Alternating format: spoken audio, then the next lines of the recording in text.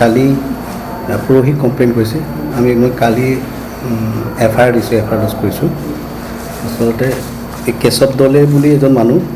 তেওঁৰ পেচেণ্টাৰ এজন আছে লক্ষ্মী বৰপৰা কমোৱা গাঁৱৰ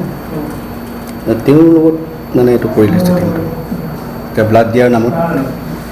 2000 টকা প্ৰথমে ল'লে তাৰপিছত আকৌ 200 টকা ল'লে 2200 টকা টোটেল লৈ গ'ল বুলি কৈছে পিছত ডনাৰ নাই ডনাৰটো অহা নাই ডনাৰ 2-3 দিনলৈকে যেতিয়া নাই পোৱা নাই তাৰপিছতে মোৰ ওচৰলৈ আহিছে তাৰপিছত আমাক জনাইছে আমি জনাৰ পাছত আমাৰ চিকিউৰিটিয়ে ফোন কৰি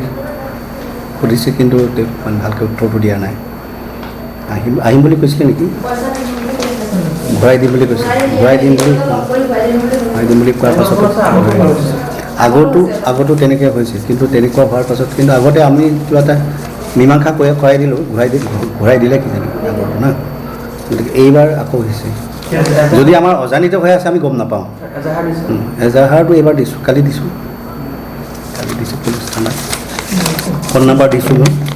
নামটো নমিতা বৰা বুলি ওলাইছে ফোন নম্বৰ 2টা নাম্বাৰ ওলাইছে আৰু কেশৱ দলে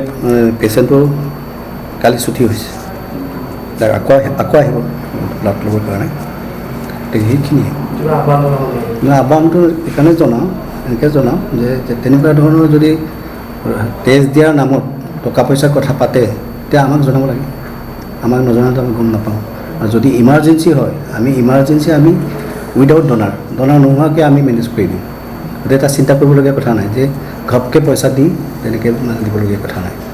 ব্লাডটোতো এক্সচেঞ্জ কৰিবই লাগিব যদি ইমাৰ্জেঞ্চি হয় আমি তেনেকৈয়ে দি দিম ডনাৰ নোহোৱাকৈ